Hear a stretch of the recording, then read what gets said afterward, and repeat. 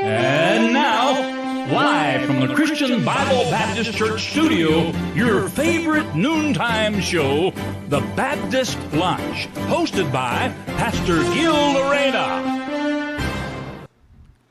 Alright, isang magandang tanghali po sa ating lahat. And we are back on your favorite noontime show, The Baptist Lunch. Salamat sa Panginoon na muli po ay tayo nagkasama-sama ngayong tanghali na ito. And I hope and I do believe na ang bawat isa po sa atin ay excited na po na muli pong tumanggap ng pagpapala from the Word of God. Sa North, South, East, and West Corner, good afternoon sa inyong lahat, sa ating pong mahal na pastor. Magandang tanghali po sa inyo, sir. At sa ilang pang mga pastors na sa kasalukuyan po ay nakasubaybay na po sa ating programa. Isang mapagpalang tanghali, hapon po sa ating lahat. At sa mga nakatune in na po sa ating programa, please do share the link sa ating pong mga area GCs at ganoon din po sa inyo po mga personal na dinidisciple at upang ngayong tanghali po ay parehas at sama-sama po tayo na makakatanggap ng pagpapala from the Word of God. At ako po ay nagpapasalamat sa Panginoon for giving me the another privilege, mga kapatid, na maging kabahagi po ng napakagandang programa po nito ang Baptist Lunch. At ngayon po ay episode for the young people. At naniniwala ko na alam ko most of our young people ay naandoon sa balikatan at sila po ay nag-undergo ng kanila pong training. Pero may mga young people na hindi naman nakasama and you are able to watch on our program. Kaya pagsumikapan natin na makasubaybay sa mga team prep, especially sa kadailanang ngayon ay ang focus ay sa mga team prep. At of course, ay makakasama din po at maabot din po na mensahe ang team focus bilang young people. At ganoon din naman sa mga mothers, fathers, alam kong ang inyo ay Tuesday and Friday, but still, pwede pa rin po kayo makatanggap ng pagpapala sa atin pong pag-uusapan ngayong tanghali po na ito. Okay, sige po. At tayo muna po ay sandaling manalangin. Tayo po ay sandaling manalangin. Let's pray. Dakilang Diyos sa makapangyarihan po sa lahat. Thank you, oh God, for this great another privilege na kami po ay makapag-aral ng inyo pong salita. And I pray, oh God, na kayo po ang maitaas sa aming pag-uusapan sa tanghali po na ito, Panginoon. Bigyan niyo po ng bukas sa puso at kaisipan ng bawat isa po sa amin as we receive your word, oh God. Kayo po ang maitaas. Please use me mightily, Panginoon. In Jesus' name we pray. Amen. Amen. Okay po, tayo po ay magbukas ng ating Bible in Psalm chapter 127, verse number 1. Psalm chapter 127, verse number 1. But before kong basahin po yung verse na yun, nais ko pong batiin ang ilang mga kasama na po natin dito na nakita ko na po kanina ng mga young people. Nandiyan na po si Sir Genial. Good morning po, good afternoon po sa inyo, sir. At ganoon din po kay Ma'am Jem Del Mundo. Good morning po. Kay Ma'am Eileen. Good morning po, ma'am. At ganoon din po kay Ma'am Kaina Alarba, Ma'am Shikaina Alarba, kay Sir Edward Sanay, kaso may asawa na pala. And of course, nandiyan din po yung mga kananayan, katatayan po natin. Nandiyan sila Ma'am Reyes Espiritu, sila Ma'am Hana Palmes, at ang ilan pa na mga kasamahan po nating mga kananayan. At katatayan, dyan na rin po si Sir Maki Laurena. Shoutout po sa iyo, sir. At patuloy lang po natin pasa ang link, mga kapatid. Dyan na rin po si Ma'am Jessa Villanueva Arasa. Good morning po sa inyo, ma'am. Salamat to, may mga team prep na talagang sumusubaybay po sa atin pong programa. Diyan po tayo sa Psalms chapter 127 in verse number 1. At maaring magtataka kayo, bakit kaya yan ang verse na pag-aaralan natin? Okay po, at i-relate po natin yan sa atin pong nakikita nyo po dyan sa inyo po mga screen. Cultivate yourself and motivate the family. Yan, nakikita nyo po dyan. At of course, cultivation, mga kapatid, is the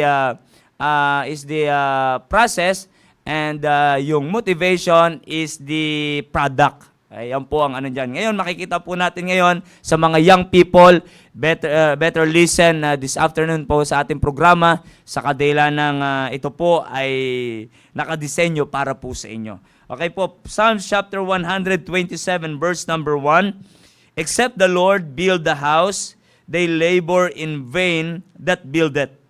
Except the Lord keep the city, the watchman waketh but in vain. Ito pong talatang ito ay napakaganda mga kapatid at maaaring makikita natin ito yung madalas na ginagamit pag ang mensahe ay patungkol sa family. Pero naniniwala ko the best time na pag-usapan po pagdating po sa pagpapamilya ay hindi yung panahon na nandun ka na sa buhay may pamilya. Okay? At pinaka-the best talaga ay yung buhay na wala ka, papasok ka pa lang sa pagpapamilya. Nako niyo po, yung papasok ka pa lang. Kumbaga, nandun ka pa sa preparation. Kasi, to be honest, and I do believe na some of our fathers, mothers, na nakatune in na po sa ating programa ngayon pong hapon, you will agree with me mga kapatid na kung saan ay minsan nakakapakinig tayo ng talakayin patungkol sa family, pero kumbaga nandun yung salitang pagsisisi, andun yung salitang sayang kung narinig ko yan yung young people pa ako, yung wala pa akong asawa. Sayang, ang ganda ng prinsipyo na yan. Sana ngayon tuloy matindi pa yung adjustment na ginagawa ko. Nakikita niyo po, at yan po ang realidad. Pag ang ating mahal na pastor minsan nagpipreach po dyan patungkol sa family, marami magulang na naisip, sana noong pa ako nakarating sa church. Sana noong ko pa napakinggan ang mensahe na yan. Sana noon ko pa natanggap ang magandang mensahe na yan. Yung ako ay wala pa sa pag-aasawa. Mga kapatid, ito po, bagamat ito po ang talatang ginamit po natin, pero ito po ay nakafocus sa mga young people. Na sila po ay nasa stage pa ng preparation. Lalo na po sa team prep. Team prep po, preparation for marriage. Yan po ang team prep, preparation for marriage. At sana po ay maraming team prep makasubaybay sa ating pong pag-aaralan ngayong hapon po na ito. At ang binigay po sa akin na topic ni Sir Jow ay patungkol po sa life investment. Life investment. Gusto ko lang ibigay saglit ang meaning ng investment para maunawaan po natin ang atin pong pag-aaralan sa hapon po na ito. Pag sinabing investment, to make use of for future benefits or advantages. Ibig sabihin, mag-i-invest ka at hindi mo expect na ngayon mo na pakikinabangan. You are investing something for the future purposes. Naka niyo po, hindi pa ngayon, maaring hindi po pa ngayon, maaring hindi pa ngayon, pero sa susunod. Parang ano ba, pag nagtanim ka, hindi naman kaagad bukas, babalkan mo at mag-expect ka na ng prutas, hindi. Magtanim ka lang magtanim, bago ka magtanim, magkukultivate ka, kukultivate mo muna yung lupa, and then itatanim mo na kung ano ang gusto mong itanim, pero hindi naman automatically, bukas na andyan na yan. Maaring nag-i-invest ka pa lang ngayon. Kukultivate, nagtatanim ka, nagdidilig ka pa lang, nilalagyan mo ng mga fertilizer, pero mga kapatid, ang tubo mo dyan, o yung profit mo dyan, yung makukuha ang benefits dyan, ay hindi pang mabilisan. Maaring 1 year from now, 2 years from now, maaring months ang aabutin, hindi biglaan. Yan po ang investment. Nakaraan tinalakay nila Sir Roy, doon po sa team prep, nila Sir Tony, patungkol po sa investment din. Pag ikaw ay pwede kang mag-invest sa real estate, pwede kang mag-invest, maraming pwedeng pag-investan mga kapatid. At sinisigurado, at kung ikaw ay mag-invest, gusto mo masigurado na stable o maganda yung iyong pag-investan ng pera o ano paman. Nako niyo po. At kung ikaw ay walang in-invest, sabi nga nila, biruan lang, pero pag hindi ka nag-invest and yet, bigla kang maghahanap ng tubo, bigla kang maghahanap ng profit, ng benefits, abay may tawag sa iyo. Sabi nga nila, ay wag na. Mabaga wala sa tamang pag-iisip, yung wala kang in-invest and gusto mo makakuha, gusto mong umani, wala ka namang tinanim. Abay, meron tawag po doon. Kaya mga kapatid, ako'y naniniwala bilang young people, the best time to invest ay yung panahon nyo ngayon. Amen? Yung panahon nyo ngayon. At ngayon, meron tayong particular na pag-uusapan mga kapatid patungkol po sa investment. Okay po? Patungkol po sa investment. Meron tayong particular na pag-uusapan. Alam ko may mga young people na may kanya-kanyang pangarap sa buhay. Someday gusto kong maging ganito. Someday gusto kong maging ganito. Someday gusto kong maging ganito. Naku niyo po. At may mga kanya-kanyang pangarap. Gusto kong maging maayos yung aking buhay balang araw. Pero alam niyo ba, ang success ay hindi nakukuha at hindi mo masasabi pag mayroong ka ng maayos sa trabaho. Ang success ay hindi mo lang masasabi at hindi mo lang matatawag na ito'y success kung ikay ay merong malakas o mataas sa sweldo. Alam niyo po ba na pagdating sa buhay, isa sa matinding basihan ng success o masasabing successful life ang kalagayan mo ngayon ay pag meron kang maayos na pamilya. Kahit anong pinag-aralan mo, pagsablay ka sa pag-aasawa, pagsablay ka sa pagpapamilya, mga kapatid, walang kwenta ang lahat ng yan. Kahit gaano kaganda ang iyong trabaho, at pag nagkaroon ka ng asawa na waldas sa pera, walang prinsipyo ng salita ng Diyos, ay mga kapatid, kung saan-saan lang yan dadalhin. Ikaw yung babae, pero ikaw nagtatrabaho, maraming ganyan. Ang ganda-ganda nga ng trabaho, nakapag-asawa, napogian lang siguro siya. Nakapag-asawa na wala man lang prinsipyo ng salita ng Diyos. Hindi man lang alam kung paano i-manage yung pera, kung paano i-manage yung pamilya. Sira din, walang kwenta din mga kapatid. Ano man ang pinag-aralan. Kung ikaw man ay lalaki, stable ang trabaho mo, talagang sa government ka nagtatrabaho, pagdating sa benefits, andyan na lahat, at iniisip mo na successful ka na, ay nagkakamali ka. Ay baka mamaya pag nagkaroon ka ng asawa na kung saan walang prinsipyo ng salita ng Diyos, ay baka isang araw lang yan. Ubos yan sa mall. Baka ubos yan kay Lazada, kay Shopee. Baka isang araw lang yan, mga kapatid. Hindi mo alam kung saan na ginagamit yan. Baka mamaya pag uwi mo ng bahay, ang dami mong ang pera. Pero wala namang kakainin. Bakit? Tamad pa lang iyong asawa. Could you imagine? Kaya mga kapatid, kung gusto talaga natin na maging successful ang buhay natin, balang araw, isang i-consider natin, dapat magkaroon muna ako ng successful family. Naku niyo po. At ako'y naniniwala that one of the goals of every young people Christian ay yung sila po ay magkaroon po ng godly family someday. That should be the goal of every Christian young people. Yan po dapat ang goal. At in fact, yan po ang nais ng ating mahal na pastor. Kung bakit mayroong team focus, mayroong programa para sa team focus. Could you imagine sa juniors pa lamang, yung mga juniors po bilang napagkatiwalaan po sa junior church. Ngayon pa lamang mga kapatid, may mga mensahe po ko na nakarelate na po, na mensahe na in connection na po sa balang araw na tatahakin nila. Maging sa kanilang pag-aasawa balang araw, at least na-open na yung kanilang kaisipan. Hindi man ako gudo nakapokus, pero minsan napapahapyawan ko yan kasi sa kadila ng hindi may tatanggi na darating sila balang araw doon. At least ngayon, meron na sila mga bagay na nakakasanayan. Merong para sa Team Focus, may Staying Alive. And then pag every Thursday ganito, merong naka-disenyong mensahe din po para sa Team Focus, Team Prep. Sa gabi, pag Friday night, meron din po para sa Team Prep. Yung Team Prep, yan po ay preparation for marriage. Meron pong mga programa po tayo na yan ay naandyan para sa mga young people. Sa kadila ng balang araw, hindi sila mananatiling young people. Hindi lang para ayusin nila ang buhay nila bilang isang young people. Para ayusin nila ang kanilang buhay, kailangan nilang ayusin ang kanilang buhay bilang isang young people. Kasi balang araw may tatahakin sila. In preparation sa kanilang tatahakin. Okay po, sa mga darating na araw, mga kapatid, ay meron na po mga programa. Ay mga kapatid, kung meron mang the best na panahon para pag-usapan ito, ako'y naniniwala.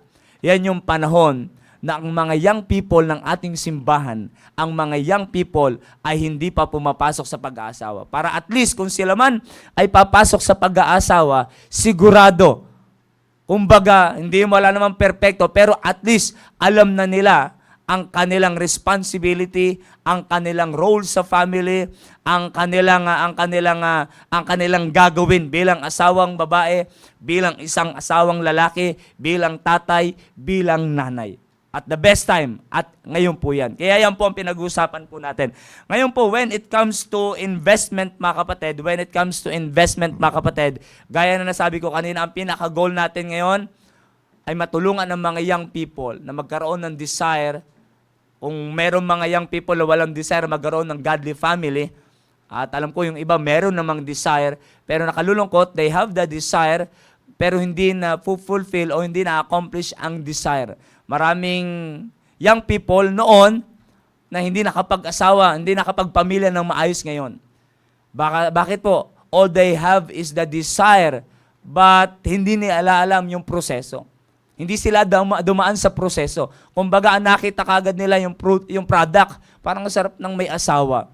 Parang gano'n, pero hindi nila nalaman o hindi sila dumaan sa proseso. Para magkaroon ng totoong magandang pagpapamilya. Yan po ang totoo niyan. Okay po, ang goal natin ay ma-encourage ang mga young people, lalo na po sa mga team prep. Kasi nakalulungkot man, napakaraming team prep. Napakaraming young people, especially team prep, na gusto nang pumasok sa pagpapamilya. In fact, pati team focus ngayon ilang taon pa lang gusto nang pumasok sa pagpapamilya. Pero nakalulungkot, dinidetach nila ang kanilang sarili sa church. Ngayon makikita po natin ano ang magiging ambag ng simbahan. Bakit kailangan mag-invest ang mga young people ng kanilang buhay sa pamamagitan ng simbahan po na ito? Ano ang magiging malaking tulong sa kanila? Gusto ko munang i-define sa atin ang pag sinabi nating godly family. Kasi naniniwala ako na iyan ang goal ng mga young people sa ating simbahan. Sa kakapakinig din na ng preaching from the pulpit, ako'y naniniwala na unti-unti nagkakaroon sila ng desire na magkaroon ng godly family someday. Gusto ko munang ibigay ang meaning ng godly family. When we say godly family, it is a family that has a good relationship with God. Kung gusto mo, yan po yung isang pamilya na merong maayos na relasyon sa Diyos. Anumang pamilya yan man ay maging mayaman na pamilya, if that family ay walang maayos sa relasyon sa Diyos, that will never be considered as a godly family. Okay? When we say godly family, it is a family that has a good relationship with God. And it is a family that know, trust, and obey God. Yan yung isang pamilya na merong pagkakilala, merong pagtitiwala, at dahil sa meron siyang pagkakilala at pagtitiwala sa Diyos, sumusunod sa Diyos. Yan ang isang pamilya na pwede nating i-consider na godly family. And it is also a family, it is a family that pleases God. Of course, pag ikay sumusunod sa Diyos, you can please God. Okay po, mapiplease mo ang Panginoon. Yan po ang godly family. Of course, alam po natin, ang family ay nag-i-start po yan, mga kapatid, sa dalawa. Okay, sa dalawang tao. It is a union, okay, of two person, men and women. Okay? With the approval of their parents, with the approval of their God, and with the approval of the government. Yan po ang family. Ngayon mga kapatid, kung ang goal natin ay magkaroon tayo ng godly family sa mga young people, balang araw gusto nyo magkaroon kayo ng godly family, okay? Ano ulit ang definition? It is a family that has a good relationship with God. Ngayon pa lamang, ayusin mo na ang relasyon mo sa Diyos. Hindi po automatic na balang araw pag nagkapamilya ka, kahit sa church pa yan lumaki, kahit dito mo pa palagi nakikita yan. Okay? Pag ikaw ay walang maayos na relasyon sa Diyos, ang makukuha mo lang din, walang maayos na relasyon sa Diyos. Nakuha niyo po? Kaya unang-una na dapat asikasuhin ng bawat young people na gustong balang araw ay magkaroon ng tinatawag na godly family, unang-una ay ayusin niya muna ang kanyang relasyon sa Diyos.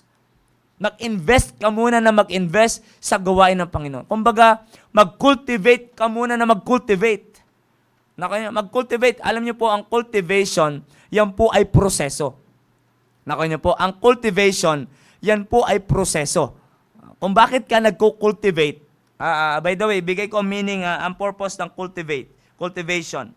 The main objective of cultivation is to promote and maintain good tilth. Pag sinabi nating tilth, the physical characteristics of a soil. Yung characteristics ng lupa. Yan ay binubungkal. Sa Tagalog ba ng cultivation? Pagbubungkal. Yan ay binubungkal.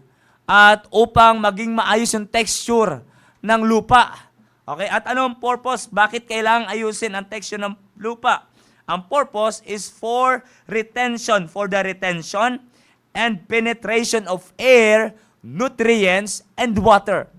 Para makapenetrate ng maayos yung tubig, yung air, and even yung nutrients. Kaya binubungkal ang lupa. Nakuha niyo po? Kaya binubungkal, piniprepare by means of cultivation.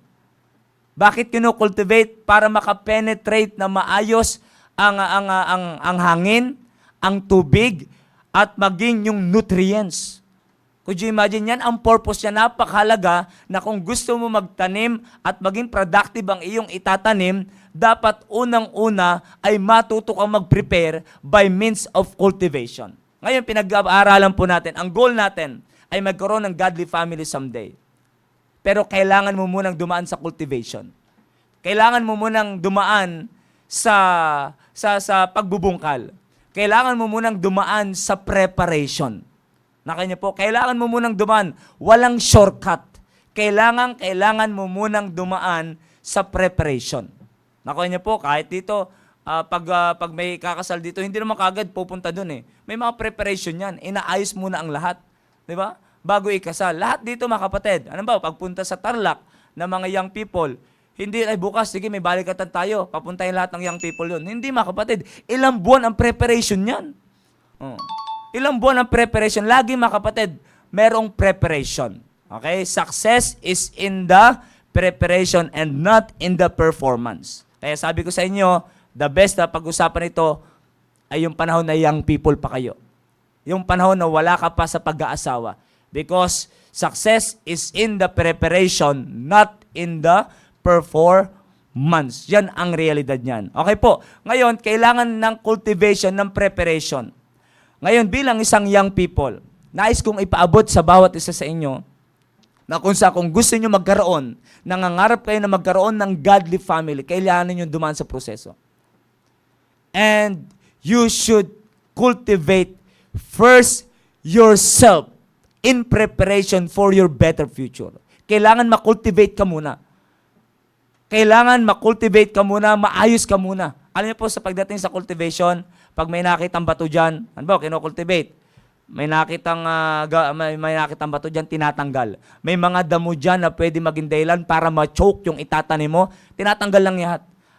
Tinatanggal lahat yan. In preparation, sa ano po? Sa iyong itatanim. Nakuha niyo po? In preparation sa iyong itatanim. Para yung itatanim mo, okay, walang sagabal. Okay? Walang sagabal. Kumbaga, siya ay lalago ng maayos. Kaya mo binubungkal ang lupa. Nais kong ipaabot sa mga young people na kung gusto nyo balang araw magkaroon kayo ng maayos sa pamilya, especially sa team prep, na nagpaplano na kayo na magpamilya, i-check nyo muna ang inyong sarili. Ako ba ay dumadaan sa proseso ng cultivation? Inaalaw ko ba yung aking sarili na makultivate ako?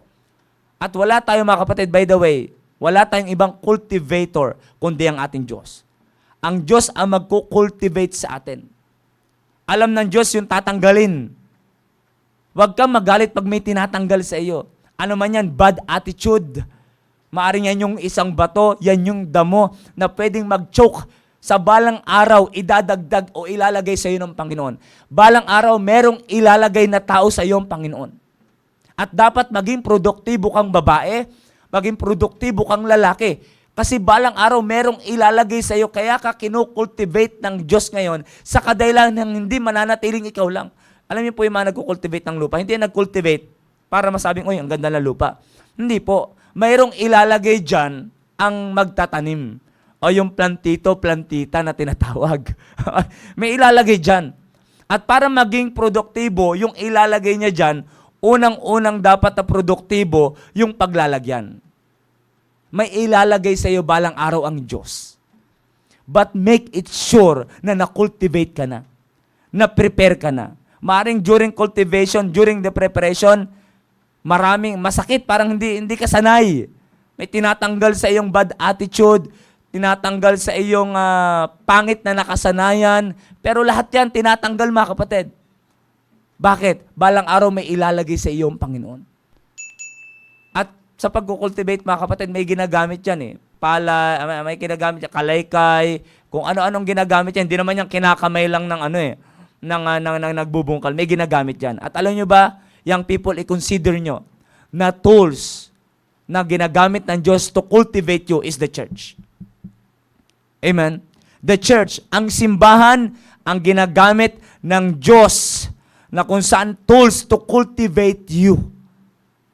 Para bungkalin, para bungkalin ang matigas mong puso sa Panginoon, lahat, para ayusin yung church.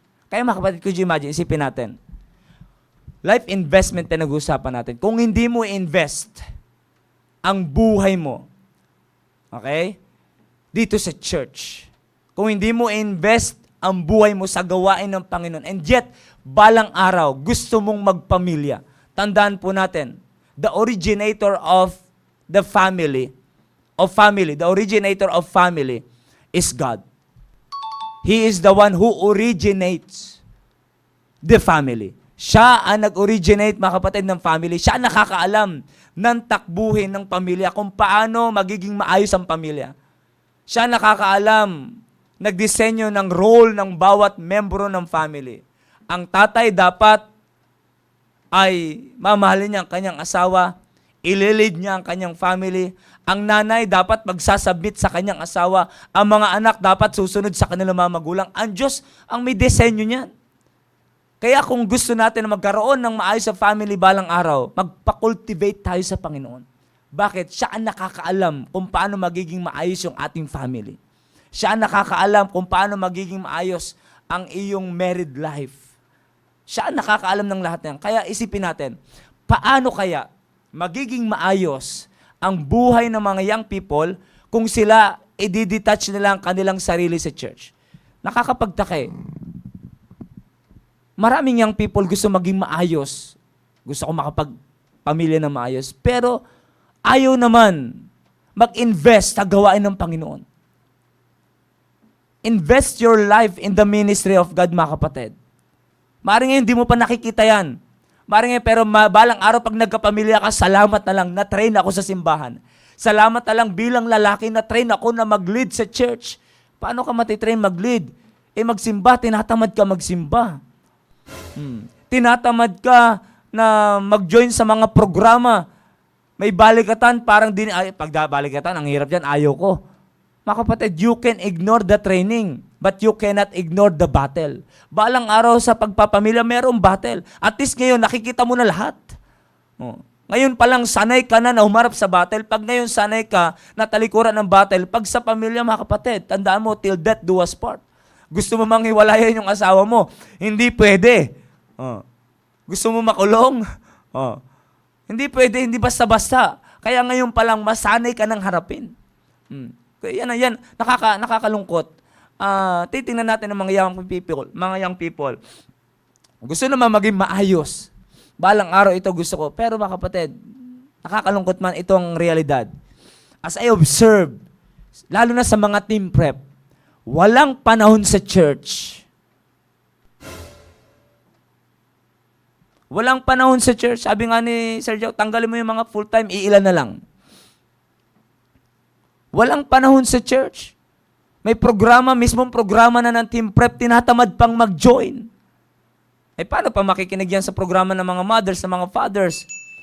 Yung Our Family Time with God, kung mismong programa para sa kanila, ayaw na makinig. Mga kapatid, yung mga programa na yan, hindi yan para palamuti. Yan ay tulong. Yan in preparation for your better future. Could you imagine? Nakakalungkot na gusto magkaroon ng maayos sa pamilya someday. Pag sabi maayos sa pamilya, godly family. Yan na po ang totoo niyan.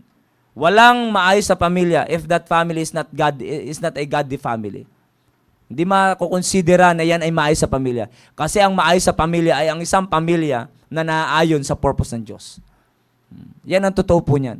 Kaya mga kapatid, pag sinabi natin, ayaw man natin sabihin, godly family, maraming nahiya tayo. Pero maraming taong gustong sabihin na, gusto ko balang araw, meron akong maayos na pamilya.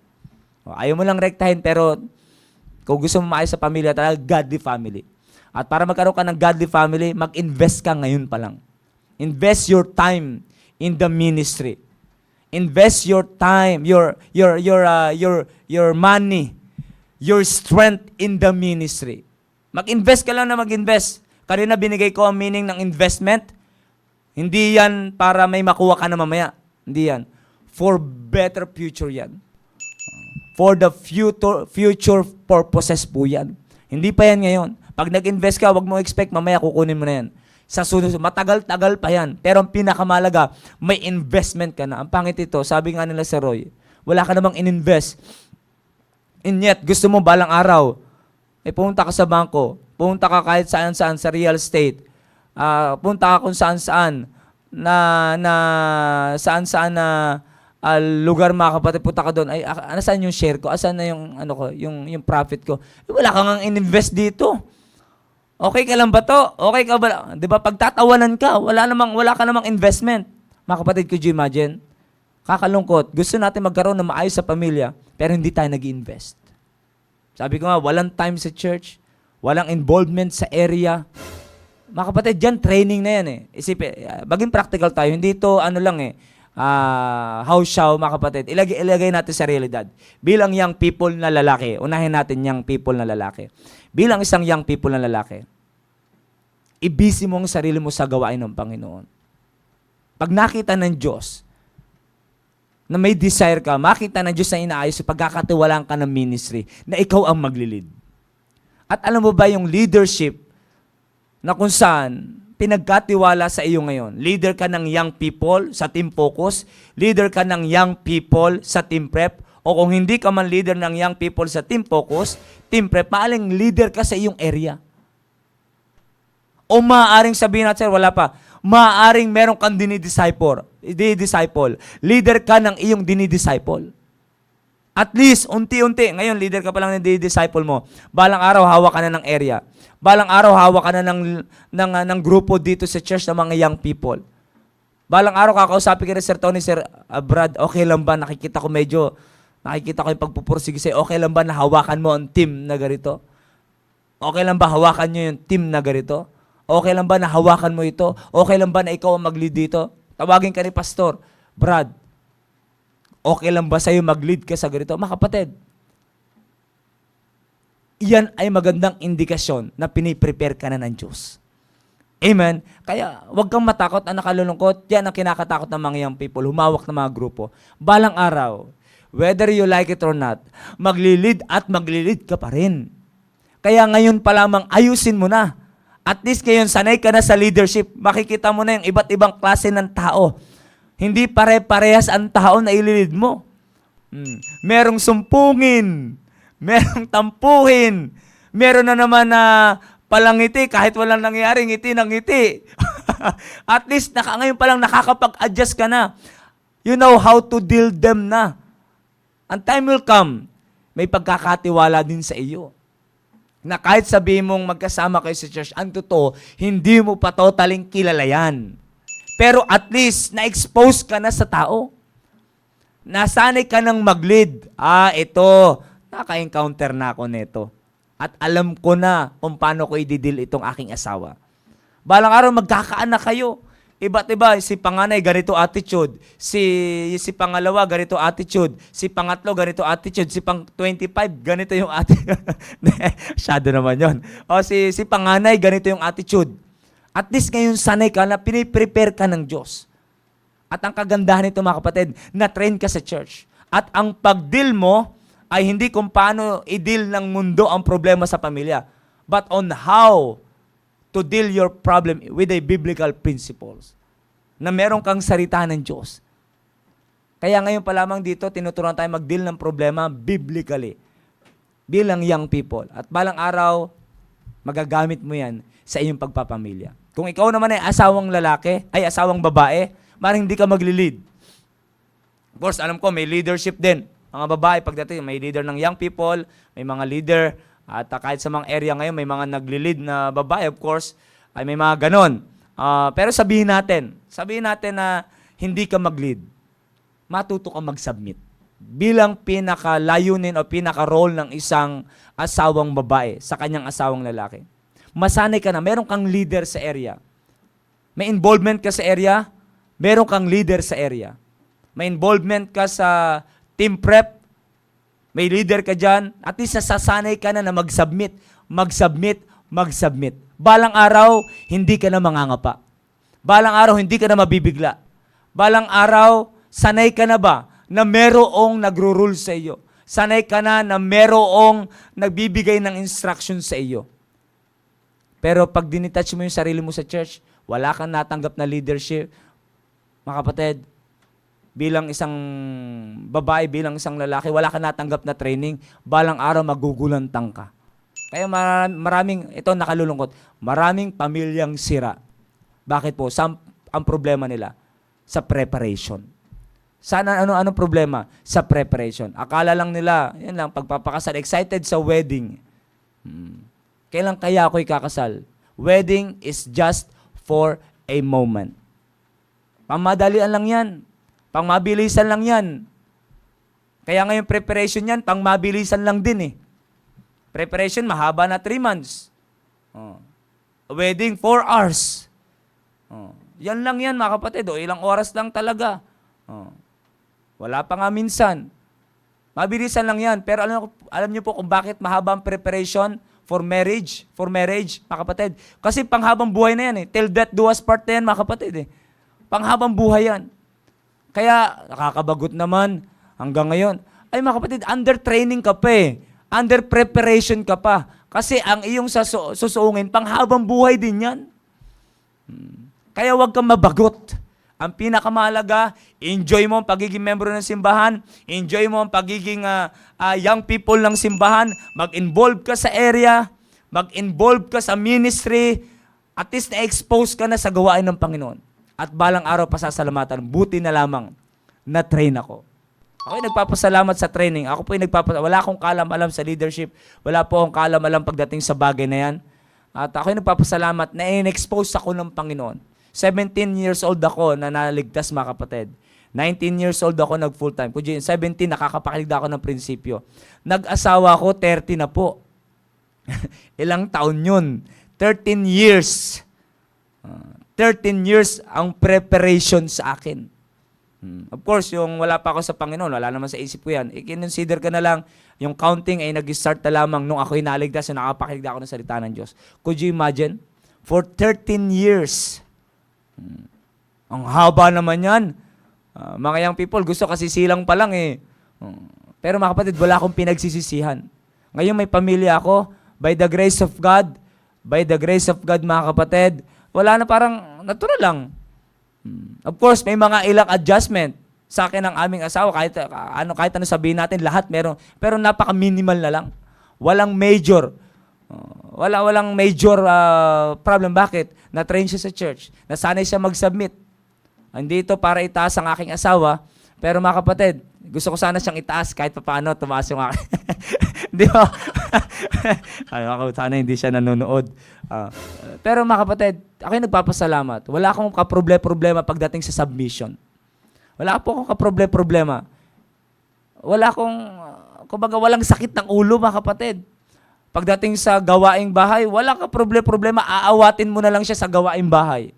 Pero ngayon, could you imagine, magkaroon ka ng asawa, na galing kang trabaho, galing kang area, pag-uwi, wala pang pagkain, pag-uwi, ang kalat-kalat pa ng bahay, wala ka na masuot, ay mga kapatid, sige nga, tingnan mo ngayon.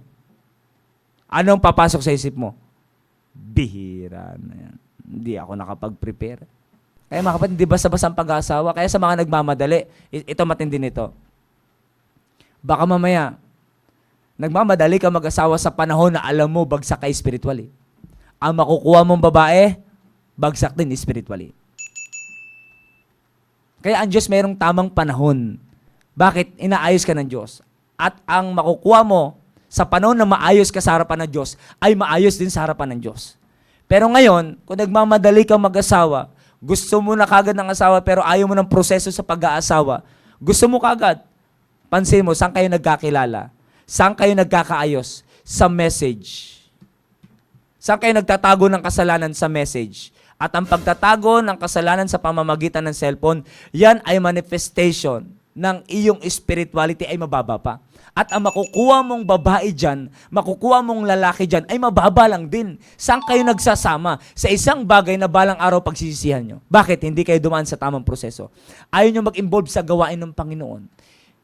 Ayaw nyo mag-involve, ayaw nyo expose yung inyong sarili sa training ng simbahan as a cultivator sa iyong buhay na nag-cultivate sa iyo. Ayaw mo. Bakit? Yung simbahan na yan, parang ang higpit. Ang ano na yan, parang ano, ay gano'n naman talaga eh. Pag nagko-cultivate, may mga tinatanggal talaga eh.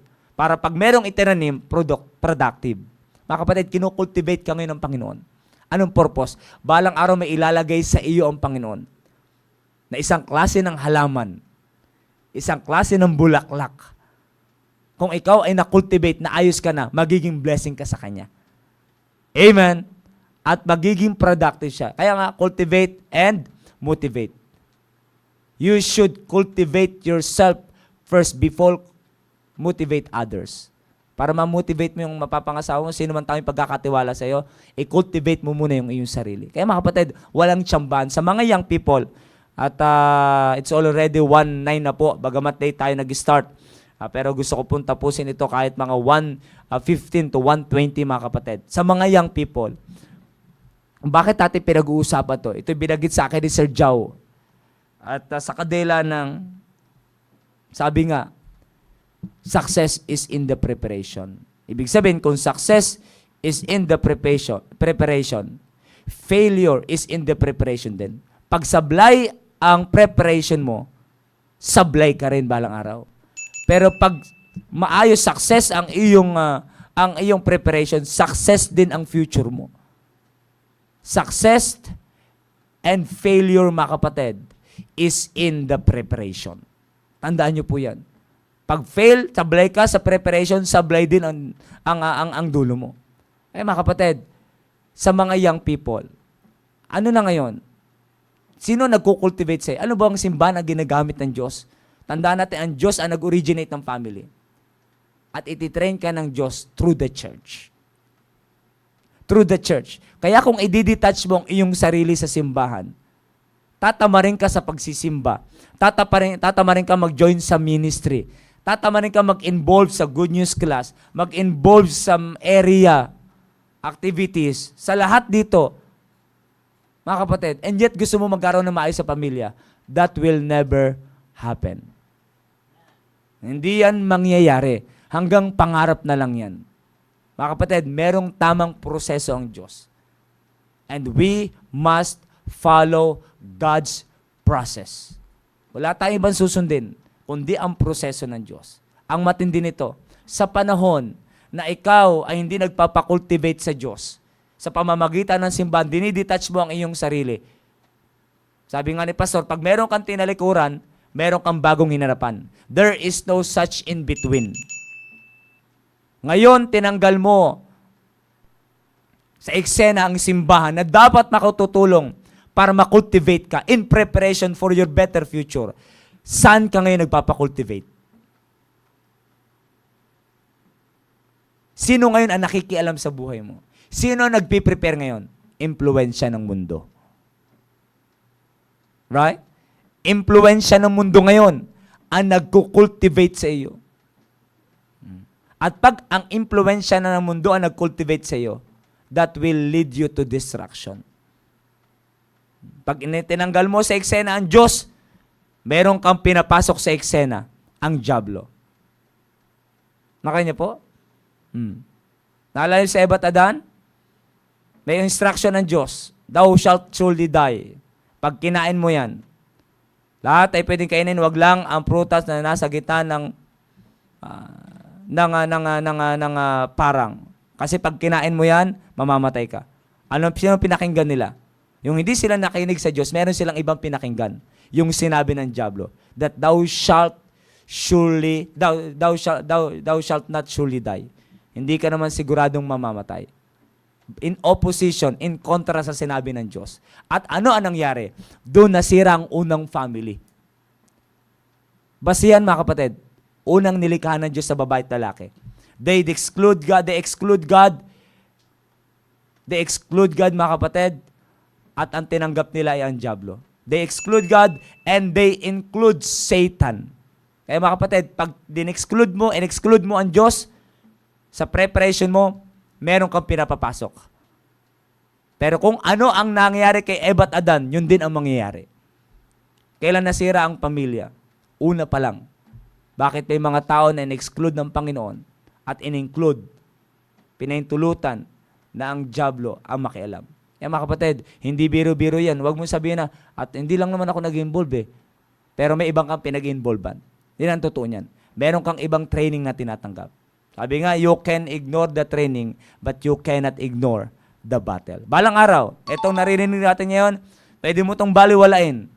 Pero balang araw, pag nandiyan ka na sa ganyan, ay ito na pala yung sinasabi ni Sir RG, na dapat yung wala pa akong asawa, nag-cultivate na ako, nag-cultivate. Hindi tuloy ako blessing sa aking pamilya. Hindi rin tuloy ako nakakuha ng maayos sa asawa. Bakit? Mali ang proseso. Mga kapatid, salamat na merong simbahan na ginagamit na tools ng ating Diyos para ayusin tayo. Bakit? Balang araw, habang kinocultivate tayo, through this church mga kapatid, kasi balang araw, piniprepare lang tayo ng Diyos. Merong ilalagay siya dyan, na balang araw dapat lalago yan. Hindi pwedeng humiwalay ang halaman sa lupa, mga kapatid. Hindi pwedeng humiwalay ang halaman sa lupa. Pero kung yan man ay magkasama, dapat blessing ang halaman at higit sa lahat, blessing ang lupa sa halaman. Okay niyo po? Ay mga kapatid, sana po ay nagkakaunawaan tayo. Walang malalim po sa pinag-uusapan natin sa mga young people. Kamusta na ang time mo? Nag-i-invest ka ba sa gawain ng Panginoon? Life investment ang pinag-uusapan natin. Mag-invest ka na mag-invest sa gawain ng Panginoon for your better future. Mari ngayon, di po pa nakikita. Pero balang ang makikita mo. Salamat that by the grace of God, I invested my life in the ministry. And here's the result. May maayos akong pamilya, meron akong maayos na ministry, meron akong maayos sa ginagawa sa gawain ng Panginoon, meron akong maayos na relasyon sa aking pastor, meron akong ganitong buhay. Buhay na hindi kayang bayaran ng pera. Balang araw masasabi mo yan kung dadaan ka sa tamang proseso. Pero kung i-detach mo ang sarili mo dito, wala kang time dito, may iba kang paglalagyan yan. Hindi mo nag-exert ng effort dito, may iba kang pag-exertan ng effort. Lahat yan mga kapatid, balang araw pagsisisihan mo. Sana po ay nagkaunawaan po tayo ngayong hapon. Sana po ay meron po tayong natutunan. At ako'y naniniwala mga kapatid, lahat tayo nangangailangan. May mga magulang, mothers, fathers na nakakapakinig. At ako'y naniniwala na mag-agree kayo sa mga narinig po ninyo. Yung ilan dito, nakapunta sa church, may pamilya na. Sabihin na natin, sabi nga nila may lamat na. May naitanim na. At hanggang ngayon, ang karamihang problema ng pamilya, mga pamilya na dito na nakarating sa church, may pamilya na sila, ang pinaka-problema nila, yung panahon na wala pa sila sa church. Yan ang totoo po niyan. Kahit bakit ko nasasabi yan sa area pa lang namin, alam ko yan ang pinaka-problema. Yan ang pinaka-problema. Kaya mga young people, mapalad kayo na sa inyong murang edad, sa ganyang edad ninyo, wala pa kayo sa panahon, wala pa kayo sa pag-aasawa, naririnig nyo na yan. At may pagkakataon na balang araw, mapasasabi nyo, salamat na lang sa Panginoon. Bago ako magpamilya, nasa church na ako. Pero nakakalungkot, kung before magpamilya, nasa church na nakapakinig na lahat-lahat, pero wala pa rin. Yun ang pinaka-nakakalungkot. Mas tanggap ko pa yung galing sa labas, pagdating dito kahit papaano inaayos, bagamat mahirap talaga, mas katanggap-tanggap pero yung lumaki na sa church lahat-lahat, dito na lahat, namulat na lahat-lahat, dito naging juniors, naging team focus, team prep, hanggang magpamilya, pero parang walang natutunan. Bakit hindi pala talaga nag-invest ng kanyang time, ng lahat ng kanyang buhay dito sa church? Mga kapatid, yun ang nakakalungkot kung sira pa rin ang pamilya. Yun ang nakakalungkot. Kaya sana po ay nagkaunawaan po tayo ngayong hapon. Muli po maraming salamat po sa inyo pong pagsubaybay sa programang Sarili Pong Atin.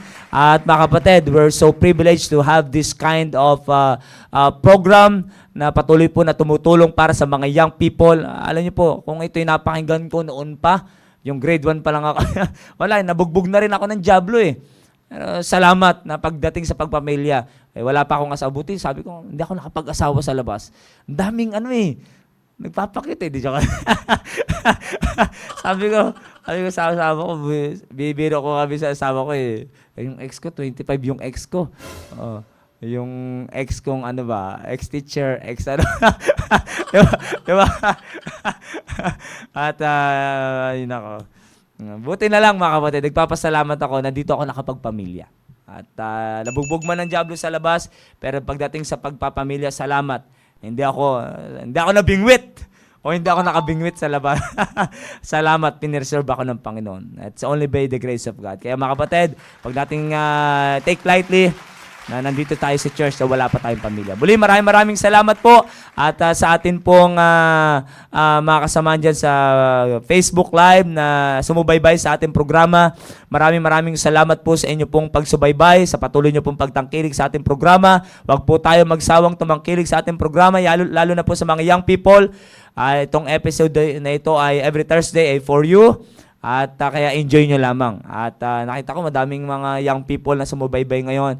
At ganoon din mga mothers, mga fathers na sumubaybay sa kasalukuyan. Kaya maraming salamat at ganoon din sa ating nagsa-sign language, nagsa-sign sa ating interpreter. Kay Ma'am Melay, ma'am, good afternoon at maraming salamat. Kay Brother Joshua at ganoon din po kay Brother Rumir. Maraming salamat po. And of course, sa ating po mahal na Pastor Hill, maraming salamat po sa programa po na inyo pong inumpisahan ang Baptist Lunch at marami po ang nakikinabang po nito. At muli po sa Pasay West, maraming salamat kay Ma'am Julie. Happy birthday! At kay Ma'am Julie, happy birthday Ma'am Julie. Happy birthday to you. Yan, happy birthday Ma'am Julie. Happy birthday to you. Sa mga lahat na nag-celebrate ng kanilang birthday sa araw na ito, happy birthday to you. Happy birthday sa inyong lahat. Naway patuloy pa kayong mabuhay pa na maraming centennial. At patuloy kayong pagpalain po ng Panginoon. Okay, hanggang dyan lamang po tayo. Tayo po ay magwakas sa ating programa sa pamamagitan po ng panalangin. Tayo po ay manalangin. Let's pray. Dakilang Diyos na makapangyarihan po sa lahat. Marami pong salamat sa natapos po na programa for the young people. Salamat Panginoon sa mga anak po ninyo na nakinig, naglaan ng oras to learn principles from your word, O God.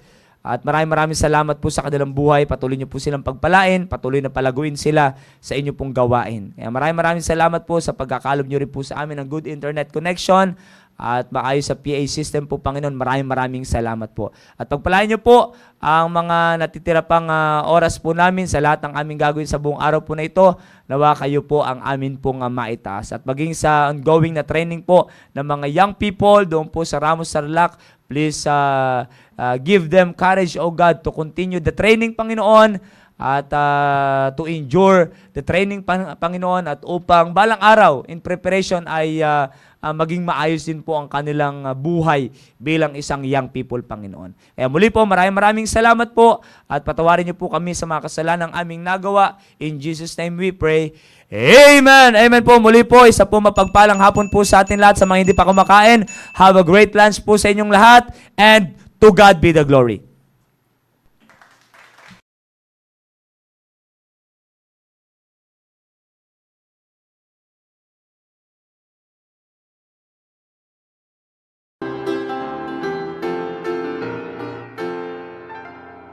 They are exceeding great and precious. Every promise that the Lord has made. But at this moment, there was one so special. The one that says, when I am weak, He will make a way. And oh, that wonderful promise.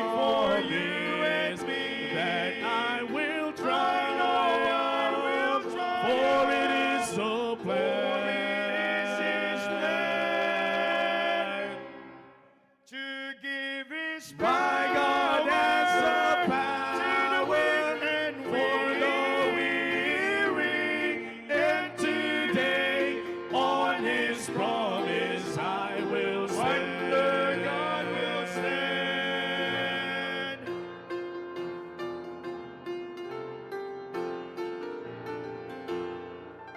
He will.